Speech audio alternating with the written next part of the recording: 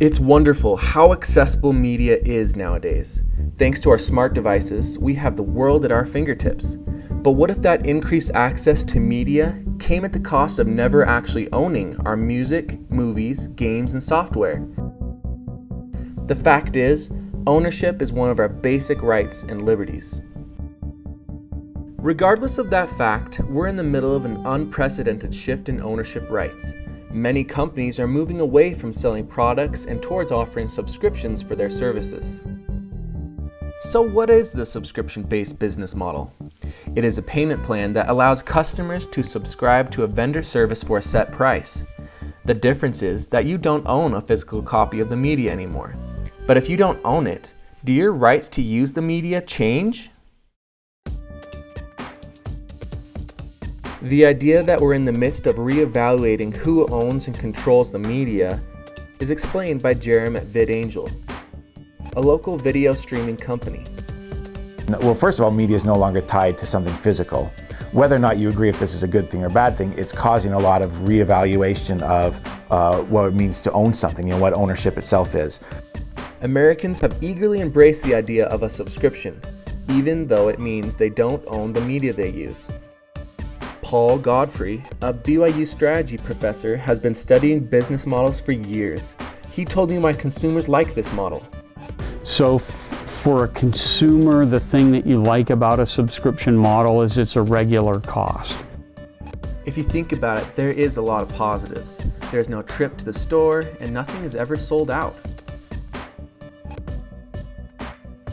As a consumer, it's easy, it's a recurring charge. It's not like I have to come up with the one-time cash to buy it. Paul's family is a perfect example of how people are looking to online sources to access their media. In my family, we were tired of paying $100 a month for cable TV and $50 a month for cable internet and $50 a month for cable phone, so we decided that we'd cut the cord. Well, we love it as a family because our $100 a month cable TV package went to $20 a month, and we're still getting everything that we want to watch. But consumers aren't the only ones who benefit from this model. Now, if I'm a company, I absolutely love the subscription model. Why the change? Why now? According to a 2015 study, 3.17 billion people have access to the internet. That's 44% of the world's population. The percentage of Americans who have access to the internet is even higher. Netflix is a pure subscription model, and for them, why do they want to stream content? Because they can reach so many more people. It's all about subscribers, right? How many subscribers do we have? And every person that signs up adds to that and just goes slowly up and up. Basically, more people equals more money. And keeping a customer is cheaper than finding a new one. Luke from Adobe explained, and really you think about cost of acquisition versus cost of retention.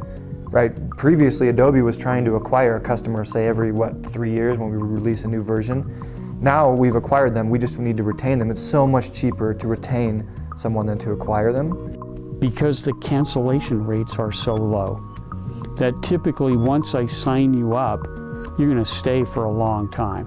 In the early 2000s, the music industry was terrified about how digitalizing songs would affect their industry. MP3 players and mobile devices were obviously the future. The problem was, people often obtained digital music illegally. A surprising benefit of having companies be the owners of this media is that piracy of their products is no longer an issue. Businesses have greater control over who has access and limits what users can and can't do with the software, which means it's harder for the software to be used illegally. The frequency of updates makes it difficult for hackers to keep up with all the changes. Perhaps the greatest benefit was identified by RJ from Adobe. It's about having a predictable revenue stream. With the cloud services, you know when they're going to be renewing, you know how many subscribers you have, so you have very predictable, very linear revenue flow, and especially when you're pushing that out to shareholders, very important. Although the company retains the ownership rights, this benefits the customer as well. Updates are part of the subscription price. New features and bug fixes are automatic, as James Oldroyd, a BYU professor of organization leadership, describes.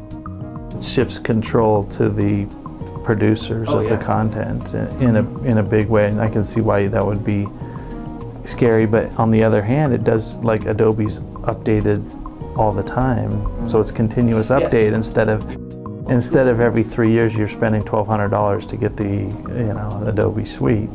So it's a trade-off. But the question still begs to be answered. What impact does non-ownership of media have on the consumer?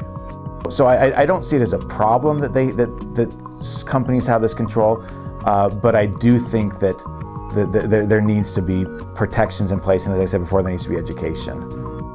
Looking deeper, it would appear that there are both advantages and disadvantages of subscription-based business models.